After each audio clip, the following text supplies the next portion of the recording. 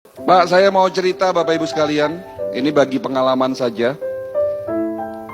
Pengalaman macam-macam aneh-aneh selama 20 tahun ini jadi dokter, apalagi 15 tahun jadi dokter spesialis naturopati.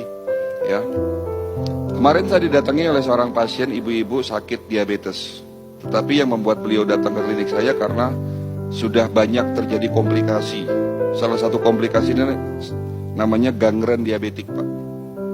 Bapak Ibu tahu gangren diabetik itu apa? Luka, Pak. Ada luka membusuk. Jadi kalau ada di luar sana ada istilah diabetes basah ya. Sebetulnya itu bukan begitu cara pembedaan diabetes. Bukan tipe basah, tipe kering, itu tidak ada di dalam medis. Ya. Jadi ibu ini datang dengan kondisi yang sudah sangat lemah, Pak. Ya. Tubuhnya lemah, pakai kursi roda, kaki sebelah kanannya membusuk. Jadi waktu datang ke klinik saya itu jari kakinya sudah mulai copot satu-satu. Telapak kakinya bolong, membusuk, jarak 3 meter sudah tercium aroma tidak sedap. Datang di depan meja saya nangis-nangis. Dok, saya sudah pasrah. Sebentar lagi kaki saya mau diamputasi. Tapi terakhir saya minta tolong sama dokter. Apakah ada cara supaya kaki saya sembuh tanpa harus diamputasi? 8 bulan terakhir ini saya menderita, dok, tidak bisa tidur. Ini menjelang malam itu cekok-cekok rasa kaki saya. Kaki saya ini sudah nggak bisa, Bapak bisa bayangkan lah. Kalau kita ketusuk duri aja sakitnya kayak gimana. Nah ini lukanya menganga, Pak. Ya. Padahal sudah berobat dan sakit diabetesnya sudah 10 tahun. Dan ibu ini rutin minum obat. Saya tidak minum obat selama 10 tahun. Tetapi kenapa, dok? 1 tahun, 2 tahun terakhir ini tubuh saya semakin melemah. Gula darah saya tidak turun-turun, padahal sudah minum obat, sudah sesuai ikuti anjuran dokter.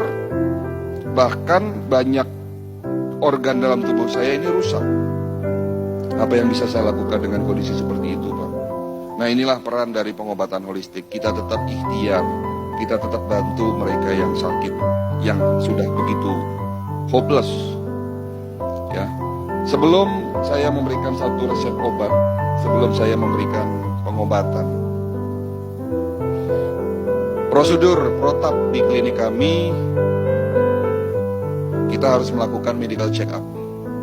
Tetapi berbeda dengan medical check up yang ada di rumah sakit, Bapak Ibu sekalian. Medical check up di klinik kami dengan konsep holistik, dengan alat-alat yang ada di dalam bidang kedokteran holistik. Alat ini saya temukan waktu kami masih belajar di Beijing. Nama alatnya Human Resonance Magnetic Analyzer. Sebuah alat untuk memeriksa fungsi organ lewat gelombang energi. Alat ini saya bilang cukup canggih, Pak. Ya, hanya 10 menit dapat mendeteksi 250 parameter pemeriksaan. Itu kalau di print semua 30 lembar, Pak. Dari ujung kepala sampai ujung kaki. Dengan alat ini saya melakukan pemeriksaan kepada ibu tadi dan hasilnya jantungnya membengkak, pankreasnya rusak, fungsi ginjalnya tinggal 40%, banyak pembuluh darah yang tersumbat, radikal bebasnya sangat tinggi. Jadi salah satu kelebihan dari alat ini mampu mendeteksi adanya radikal bebas. Ya. Dan ini semua terjadi akibat apa? Akibat gaya hidup beliau yang salah. Apa itu? Ada 3 yang saya simpulkan salah. Pertama, beliau suka tidur larut malam. Mereka yang kebiasaan tidur di atas jam 11 malam, tubuhnya akan lemah. Kenapa? Karena jam 11 sampai dengan jam 1 malam, di saat kita tidur pulas, ada bagian tubuh, ada organ tubuh yang namanya liver, hati. Itu melakukan bersih-bersih, Pak. Detox istilahnya. Liver memiliki 500 fungsi. 500 fungsi, Pak. Jadi organ yang paling berat kerjanya adalah liver, Pak. Kalau jantung 1 fungsi, Pak, mompa darah, selesai. Ginjal punya 2 fungsi, tetapi liver memiliki 500 fungsi. Dari salah satu fungsi itu ada yang namanya fungsi detoksifikasi. Apa itu?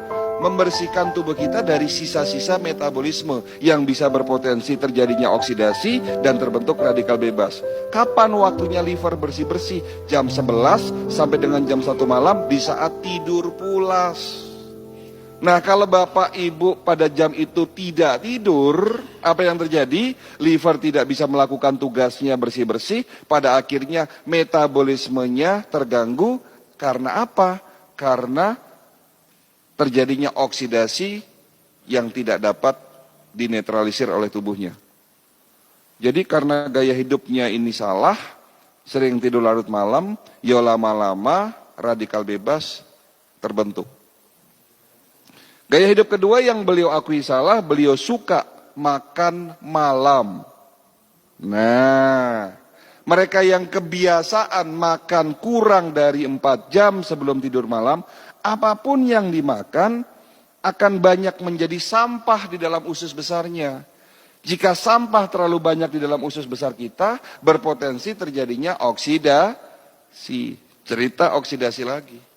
Dan jika oksidasi ini tidak diimbangi dengan antioksidan dan tidak dapat dinetralisir oleh tubuhnya, terbentuk yang namanya radikal bebas.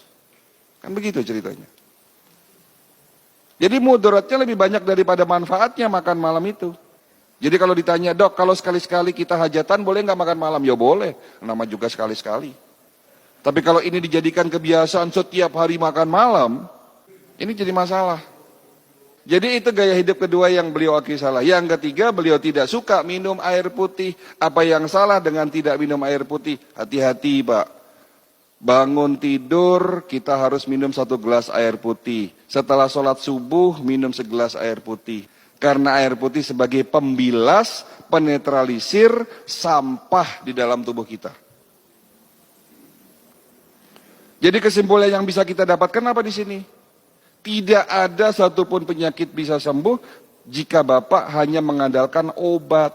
Karena sesungguhnya kita sakit akibat gaya hidup kita yang salah. Berarti langkah pertama, step pertama sebelum tanya obat, sebelum Bapak minum obat, ya rubah dulu gaya hidup yang salah.